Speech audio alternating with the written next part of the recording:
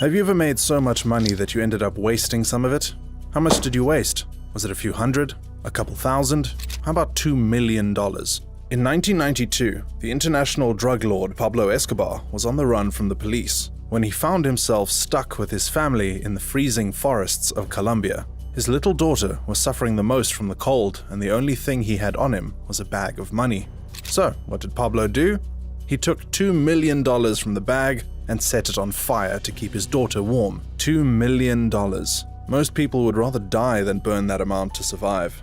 And that is because most people will never experience the wealth that Pablo had. Money was never a problem for the drug lord. His only problem with money was where to keep it, and since he didn't trust the banks, the crime boss hid most of his wealth in the oddest of places, in barrels, under fields, and behind walls. And for decades since his death, people have been uncovering these hidden spots, to the point that even his nephew found $18 million of Pablo's hidden wealth. But before we get into this, let's first talk about the fortune of the drug lord and how it came to be in the first place. How did one man amass so much wealth from crime that Forbes magazine had to officially name him the 7th richest man in the world at the time? Where did all that wealth go when he died? And more importantly, how did his nephew find $18 million behind the walls of his house? Pablo Escobar was born and raised in the Colombian city of Medellin. His family was so poor that he had to dabble in petty crimes to survive. By the time he was 20, he was into the Colombian drug scene, and by 26, he had gathered at least $3 million. Then, Pablo created the Medellin cartel, made more money, and bought at least 15 planes. Put simply, Pablo Escobar was doing with hard drugs what John D. Rockefeller did with oil. More than $145 million daily in cash, and an annual income of $55 billion. He was making so much money that his cartel spent over $1,000 every week buying rubber bands to wrap his endless influx of cash. At the same time, they also found themselves losing $2.6 billion of that money to rodents. But we all know how it ended. Escobar was fatally shot in the head by soldiers who discovered where he was hiding. So, with Pablo Escobar dead, everyone began asking a very important yet dangerous question. What happened to Pablo Escobar's fortune? When you die, you can't take your money with you. With the amount of money that Escobar was making, he had to have people he trusted, who could keep up with the movement of his cash flow. And those two people were his oldest brother, Roberto Escobar, and his immediate younger sister, Alba Marina Escobar. These were the only two people he trusted. There are 3 ways of categorizing Escobar's wealth, and we will tell you exactly where each and every one of them went. The first category includes his liquid assets, his cars, money, mansions, clothes, amongst other physical material items. The second category includes all the money he kept in hidden places like underground, caves, behind walls, and in the jungle. The third and final category includes money he hid in banks, which wasn't that much because banks didn't really want to keep his money, and Pablo didn't trust them to begin with. After Escobar's death, his drug empire, unsurprisingly, fell apart. However, his family didn't get much. The wealth that they had was shaken off them by rival cartels as they sought to decimate what was left of Escobar's legacy. So, they spent most of their money on security. At one point, they had to buy out an entire hotel floor so that no one could sneak up on them. Even the government had to step in by filling the hotel with guards that would protect them from Pablo's enemies. But with time, this became too expensive as their money began to run out. To make matters worse, Pablo had not written any will or left any inheritance for his family. They were forced to make do with whatever they could find from the first and third category of his wealth, which wasn't much because other cartels, different governments, and even the local population of Medellin had looted, seized, and stolen what they could from it. The second category was where all the money was. Pablo had billions of dollars hidden all over Colombia, but there was one major problem. No one had any idea where the hidden spots were. There was no map for Escobar's hidden fortune because the drug lord had the habit of killing the henchmen he sent to hide his loot. Pablo Escobar would instruct them to shrink his money and hide it by burying it, or keeping it in underground bunkers, or stashing it in caves. And when these henchmen reported back to their boss, he had them killed. That way, he was the only one who knew where the money was hidden. He didn't even tell his trusted siblings where he kept the money. It was all in his head, and was only divulged on a need-to-know basis. So, till today, most of the money he hid away has not been found.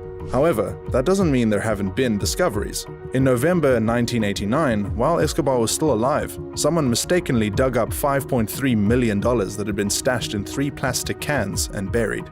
The year after, another person found $26 million, along with 150 kilograms of gold bars.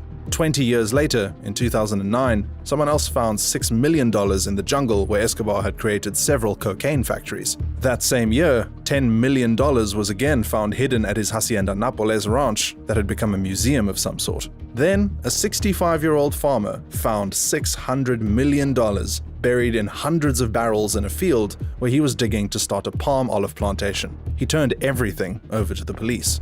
However, the most recent discovery happened when the deceased drug lord's nephew, Nicolas Escobar, found around $18 million hidden behind the walls of his uncle's house. Nicolas had already been living in the house for 5 years when he discovered the cash, and he was also more than familiar with his uncle's controversial legacy. When his uncle was still alive, Nicolas was kidnapped and tortured for 7 hours by people who were looking for Escobar's whereabouts. When the Colombian media asked Nicolas Escobar how he knew his uncle's money was behind the walls of his home, he said it was a vision that showed him. While this might sound sketchy, Nicolas explained that his uncle had used the house as a hideout in the past, and this was not the first time he was finding money in one of his hideouts. Nicolas also found a typewriter, a gold pen, satellite phones, a camera, and a film roll that had not yet been developed.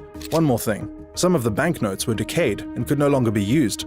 Worse still, according to Nicolas, they had a smell 100 times worse than something that had died. Another person that has been linked to the discovery of the Escobar fortune is a man called Roberto Sendoya. However, Roberto is not just a treasure hunter. Reports claim that he is actually the secret son of Pablo Escobar himself. Since his father left nothing to nobody, he has taken it upon himself to find his father's billions. When he was just a child, little Roberto was saved from the same shootout that killed his mother. He was then allegedly adopted by an MI6 agent who was stationed in Colombia during Escobar's reign. When other rival cartels learned about his existence, he had to be sent away to the UK to avoid capture. He stayed in the UK for many years and only learned about his true identity when he was in his 20s. If you think this story sounds too good, well, it gets weirder. When the MI6 agent that adopted him was on his deathbed, he handed Roberto a coded note that had all the information necessary for Roberto to find Escobar's millions. And ever since, Roberto has made it his life's mission to find his biological father's wealth. It is believed that it was Roberto's codes that led to the discovery of parts of that fortune in a former Escobar mansion in Florida. Was there anything in the safe? Well, if you were the one who found it, would you tell anyone? There are still billions of dollars hiding on Escobar-owned properties. The trick is just finding where they are. But it comes with certain risks, even if it is possible.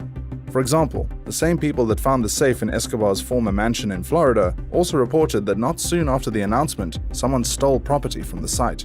And even Nicolas, who seems to be the only one who has had the best luck in finding the Escobar fortune, told the press that he had suffered an attack many years before from people that wanted his uncle dead. He was abducted by these individuals and tortured for several hours. 2 workers who were also captured with him were tortured with a chainsaw. So, even if you feel interested in uncovering the Escobar fortune, bear in mind that there are way more dangerous people who are interested in finding it too. People who wouldn't bat an eye when sending you to meet your maker. For all the treasure seekers out there, if you happen to live in Colombia, you might want to check your walls, and if you have a farm, you might want to dig it up.